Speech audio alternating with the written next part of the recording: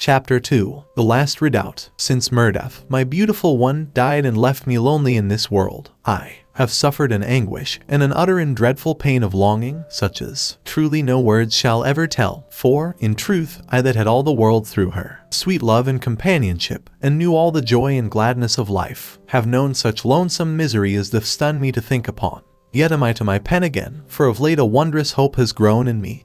that I have, at night in my sleep, waked into the future of this world, and seen strange things and utter marvels, and known once more the gladness of life. For I have learned the promise of the future, and have visited in my dreams those places where in the womb of time she and I shall come together, and part, and again come together, breaking asunder most drearily in pain, and again reuniting after strange ages, in a glad and mighty wonder. And this is the utter strange story of that which I have seen, and which, truly, I must set out, if the task be not too great, so that, in the setting out thereof, I may gain a little ease of the heart, and likewise, mayhap, give ease of hope to some other poor human that doth suffer even as I have suffered so dreadful with longing for mine own that is dead. And some shall read and say that this thing was not, and some shall dispute with them. But to them all I say not, save read. And having read that which I set down, then shall one and all have looked towards eternity with me unto its very portals. And so to my telling, to me, in this last time of my visions, of which I would tell, it was not as if I dreamed, but, as it were, that I waked there into the dark, in the future of this world,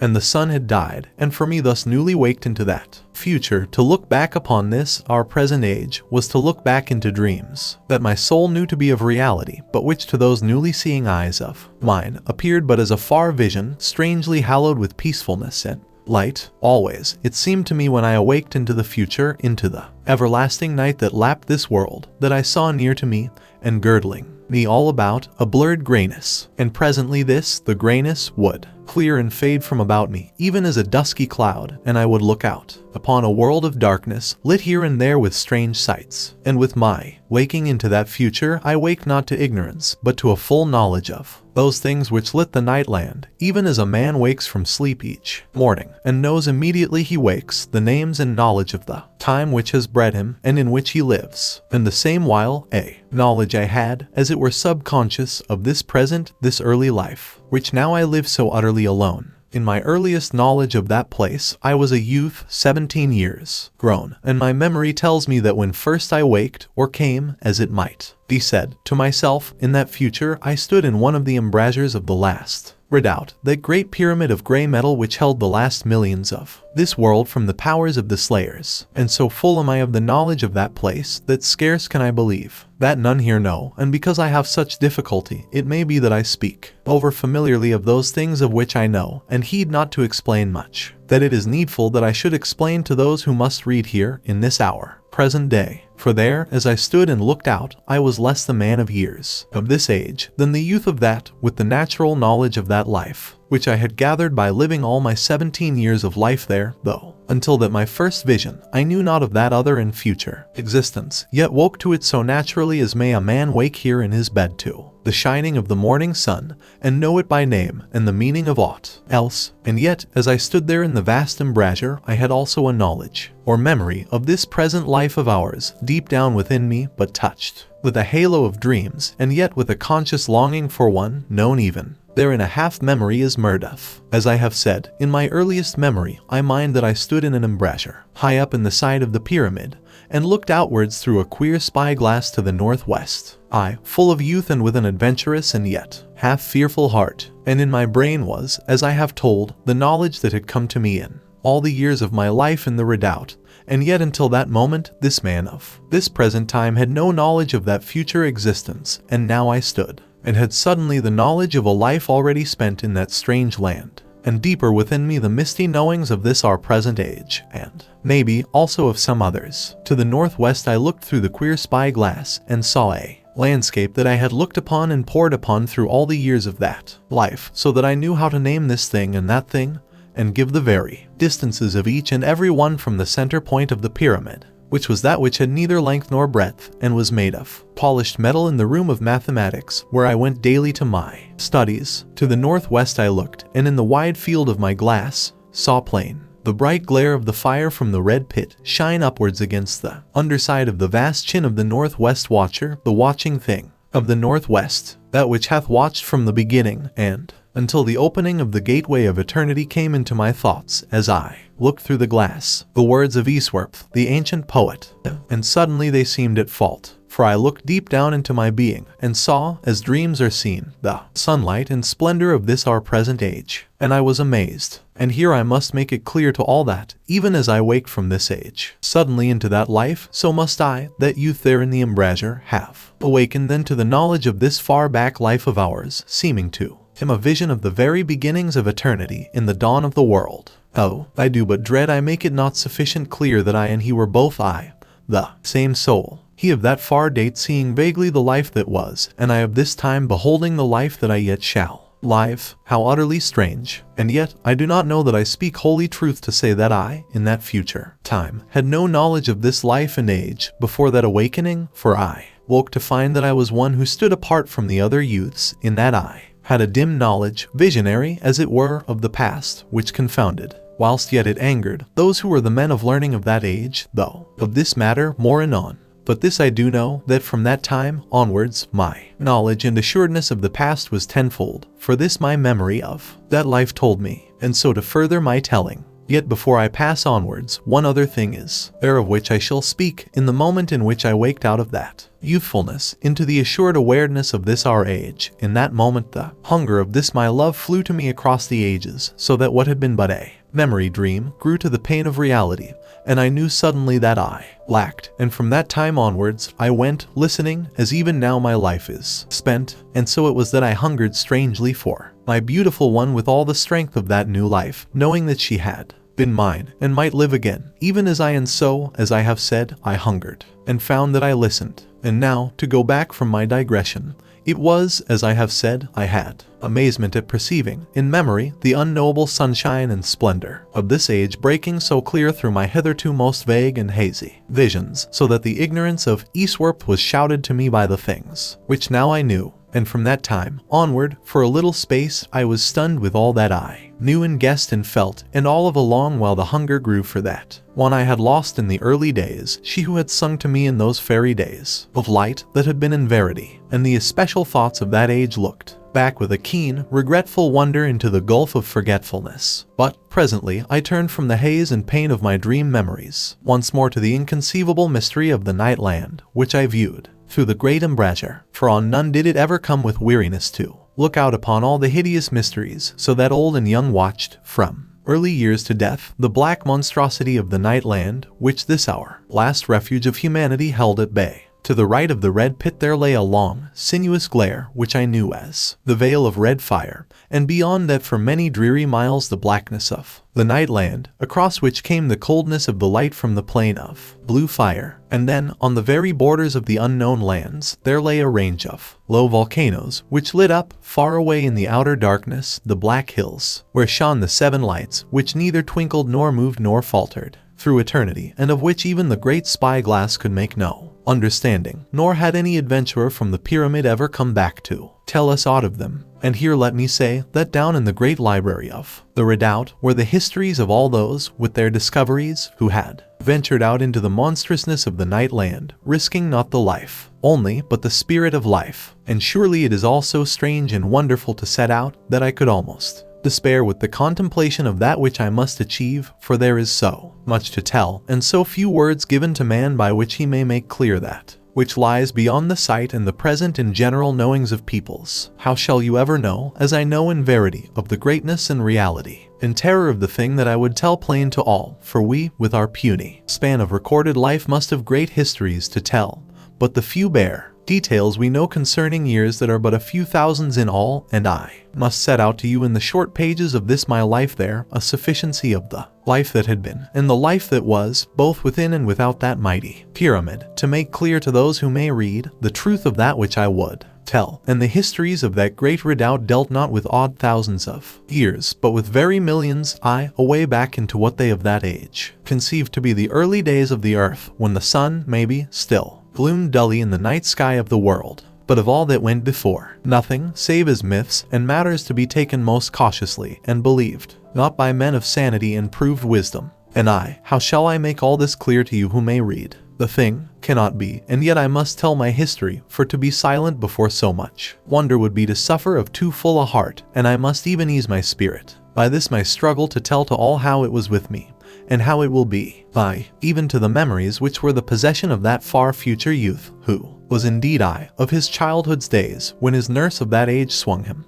and crooned impossible lullabies of this mythical sun which, according to those future fairy tales, had once passed across the blackness that now lay above the pyramid. Such is the monstrous futureness of this which I have seen through the body of that far-off youth. And so back to my telling. To my right, which was to the north, there stood, very far away, the house of silence upon a low hill. And in that house were many lights and no sound. And so had it been through an uncountable eternity of years. Always those steady lights and no whisper of sound, not even such as our distant microphones could have discovered. And the danger of this house was accounted the greatest danger of all those lands. And round by the house of silence wound the road where the silent ones walk. And concerning this road, which passed out of the unknown lands, nigh by the place of the abhumans, where was always the green, luminous mist, nothing was known, save that it was held that, of all the works about the mighty pyramid, it was, alone, the one that was bred, long ages past, of healthy human toil and labor. And on this point alone had 1,000 books and more been writ, and all contrary,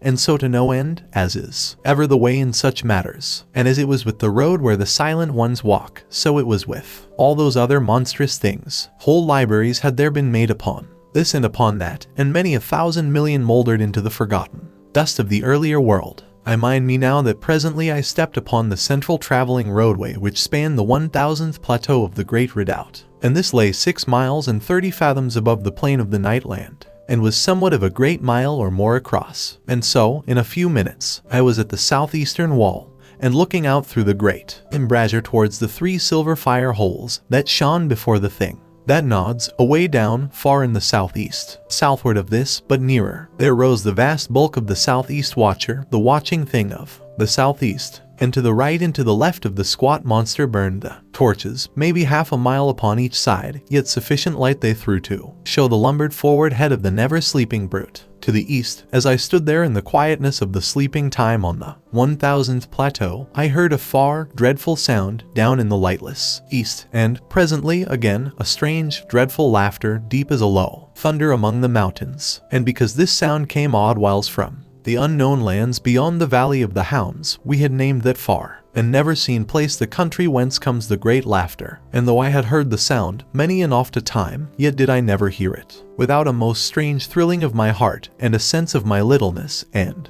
of the utter terror which had beset the last millions of the world. Yet, because I had heard the laughter oft, I paid not over long attention to my thoughts upon it, and when, in a little it died away into that eastern darkness, I turned my spyglass upon the giant's pit, which lay to the south of the giant's kilns, and these same kilns were tended by the giants, and the light of the kilns was red and fitful, and threw wavering shadows and lights across the mouth of the pit, so that I saw giants crawling up out of the pit, but not properly seen, by reason of the dance of the shadows. And so, because ever there was so much to behold, I looked away, presently, to that which was plainer to be examined. To the back of the giant's pit was a great, black headland that stood vast between the valley of the hounds and the giants, and the light of the kilns struck the brow of this black headland, so that, constantly, I saw things peer over the edge, coming forward a little into the light of the kilns, and drawing back swiftly into the shadows, and thus it had been ever through the uncounted ages, so that the headland was known as the headland from which strange things peer, and thus was it marked in our maps and charts of that grim world.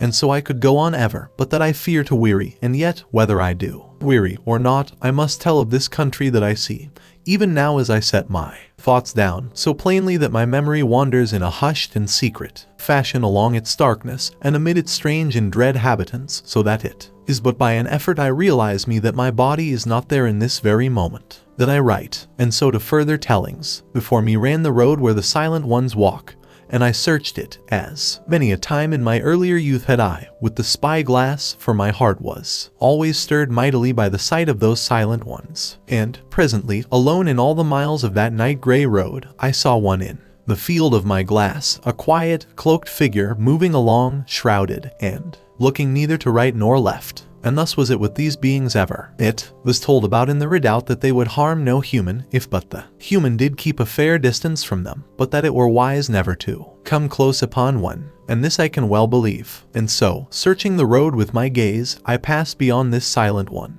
and past the place where the road, sweeping vastly to the southeast, was lit, a space, strangely, by the light from the silver fire holes. And thus at last too, where it swayed to the south of the dark palace, and thence southward still, until it passed round to the westward, beyond the mountain bulk of the watching thing in the south, the hugest monster in all the visible night lands. My spyglass showed it to me with clearness, a living hill of watchfulness, known to us as the Watcher of the South. It brooded there, squat and tremendous, hunched over the pale radiance of the glowing dome. Much, I know, had been writ concerning this odd, vast watcher, for it had grown out of the blackness of the south unknown lands a million years gone, and the steady growing nearness of it had been noted and set out at length by the men they called monstruackins, so that it was possible to search in our libraries and learn of the very coming of this beast in the olden time. And, while I mind me, there were even then, and always, men named monstruackins, whose duty it was to take heed of the great forces, and to watch the monsters and the beasts that beset the great pyramid, and measure, and record, and have so full a knowledge of these same that, did one but sway and head in the darkness, the same matter was set down with particularness in the records. And, so to tell more about the South Watcher, a million years gone, as I have told, came it out from the blackness of the south, and grew steadily nearer through 20,000 years,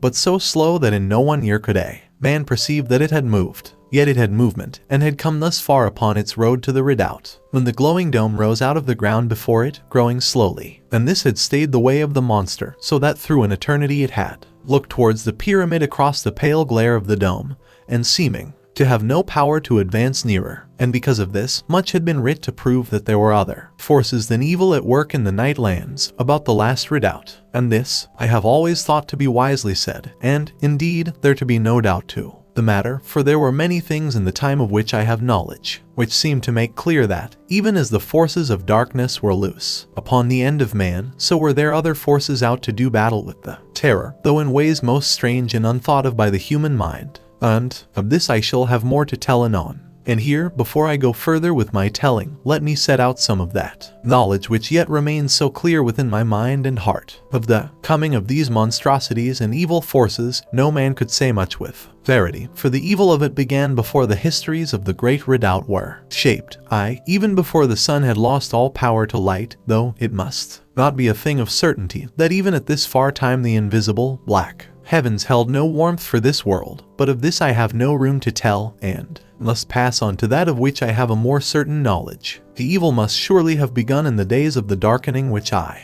might liken to a story which was believed doubtfully, much as we of this day believe the story of the creation. A dim record there was of olden sciences, which, disturbing the unmeasurable outward powers, had allowed to pass the barrier of life some of those monsters and abhuman creatures which are so wondrously cushioned from us at this normal present, and thus there had materialized, and in other cases, developed, grotesque and horrible creatures which now beset the humans of this world, and where there was no power to take on material form, there had been allowed to certain dreadful forces to have power to affect the life of the human spirit. And this growing very dreadful, and the world full of lawlessness and degeneracy, there had banded together the sound millions, and built the last redoubt there in the twilight of the world, so it seems to us, and yet to them as it were the beginning. And this I can make no clearer, and none hath right to expect it, for my task is very great, and beyond the power of human skill. And when the humans had built the great pyramid, it had 1,320 floors, and the thickness of each floor was according to the strength of its need.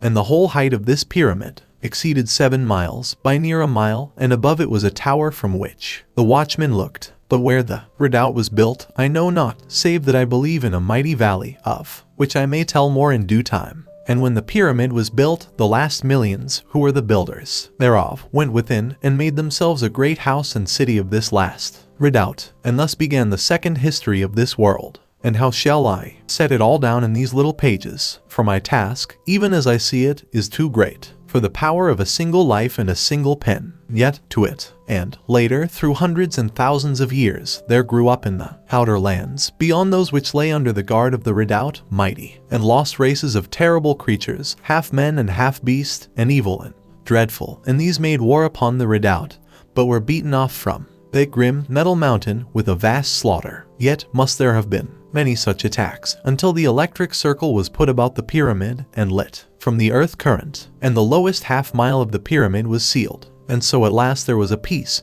and the beginnings of that eternity of quiet, watching for the day when the earth current shall become exhausted. And, at whiles, through the forgotten centuries, had the creatures been glutted time and again upon such odd bands of daring ones as had adventured forth to explore through the mystery of the night lands, for of those who went, scarce any did ever return, for there were eyes in all that dark, and powers and forces abroad which had all knowledge, or so we must fain believe. And then, so it would seem, as that eternal night lengthened itself upon the world, the power of terror grew and strengthened, and fresh and greater monsters developed and bred out of all space and outward dimensions, attracted, even as it might be infernal sharks, by that lonely and mighty hill of humanity, facing its end, so near to the eternal, and yet so far deferred in the minds and to the senses of those humans. And thus hath it been ever, and all this but by the way, and vague and ill-told, and set out in despair to make a little clear the beginnings of that state which is so strange to our conceptions, and yet which had become a condition of naturalness to humanity in that stupendous future. Thus had the giants come, fathered of bestial humans and mothered of monsters, and many and diverse were the creatures which had some human semblance and intelligence, mechanical and cunning, so that certain of these lesser brutes had machinery and underground ways, having need to secure to themselves warmth and air,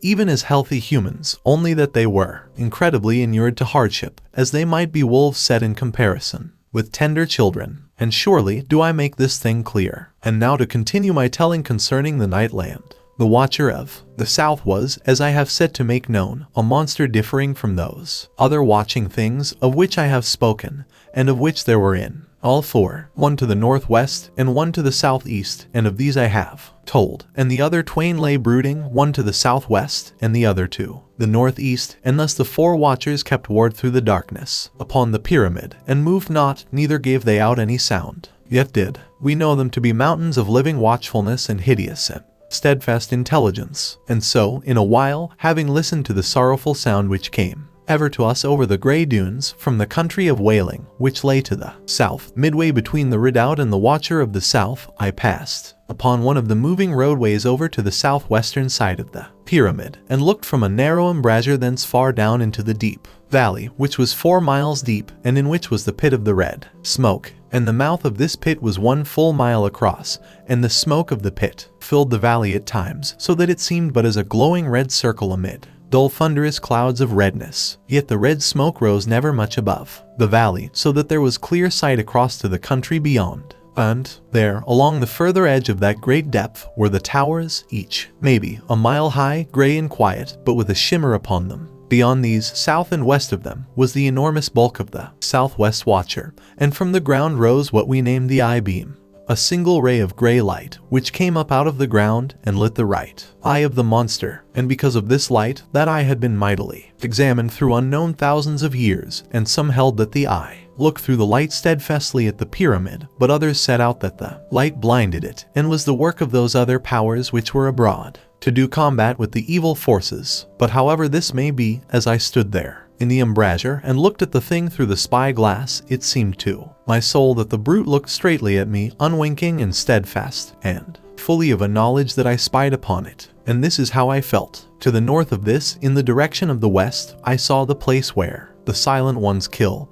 and this was so named because there, maybe 10,000 years gone, certain humans adventuring from the pyramid came off the road where the Silent Ones walk, and into that place, and were immediately destroyed. And this was told by one who escaped, though he died also very quickly, for his heart was frozen. And this I cannot explain, but so it was set out in the records. Far away beyond the place where the Silent Ones kill, in the very mouth of the western night, was the place of the abhumans, where was lost the road where the Silent Ones walk, in a dull green, luminous mist. And of this place nothing was known, though much it held the thoughts and attentions of our thinkers and imaginers, for some said that there was a place of safety, differing from the redoubt, and that the road led thence, but was barred by the abhumans. And this I can only set down here, but with no thought to justify or uphold it. Later, I traveled over to the northeastern wall of the redoubt, and looked thence with my spy-glass at the Watcher of the Northeast, the Crown Watcher it was called, in that within the air above its vast head there hung always a blue, luminous ring, which shed a strange light downwards over the monster, showing a vast, wrinkled brow, but putting to the shadow all the lower face, all save the ear, which came out from the back of the head, and belled towards the redoubt, and had been said by some observers in the past to have been seen to quiver, but how that might be, I knew not, for no man of our days had seen such a thing. And beyond the watching thing was the place where the silent ones are never, close by the great road, which was bounded upon the far side by the giant sea, and upon the far side of that was a road which was always named the road by the quiet city, for it passed along that place where burned forever the constant and never moving lights of a strange city, but no glass had ever shown life there, neither had any light ever ceased to burn. And beyond that again was the black mist. And here, let me say, that the Valley of the Hounds ended towards the lights of the quiet city. And so have I set out something of that land, and of those creatures and circumstances which beset us about, waiting until the day of doom, when our earth current should cease, and leave us helpless to the watchers and the abundant terror. And there I stood, and looked forth composedly, as may one who has been born to know of such matters, and reared in the knowledge of them. And anon I would look upward, and see the grey, metalled mountain going up, measureless into the gloom of the everlasting night, and from my feet the sheer downward sweep of the grim, metal walls, 6 full miles, and more, to the plain below. And one thing have I missed to set out with particularness. There was, as you do know, all around the base of the pyramid, which was 5 1/4 miles every way, a great circle of light, which was set up by the earth current, and burned within a transparent tube, or had that appearance, and it bounded the pyramid for a clear mile upon every side, and burned forever, and none of the monsters had power ever to pass across, because of what we did call the air clog that it did make, as an invisible wall of safety. And it did give out also a more subtile vibration, that did affect the weak brain elements of the monsters and the lower men brutes, and some did hold that there went from it a further vibration of a greater subtileness that gave a protecting against the evil forces, and some quality it had truly this wise, for the evil powers had no ability to cause harm to any within, yet were there some dangers against which it might not avail, but these had no cunning to bring harm to any within the great redoubt who had wisdom to meddle with no dreadfulness. And so were those last millions, guarded until the earth current should be used to its end. And this circle is that which I have called the electric circle, though with failure to explain. But there it was called only the circle. And thus have I, with great effort, made a little clear that grim land of night, where, presently, my listening heard one calling across the dark. And how that this grew upon me I will set out forthwith.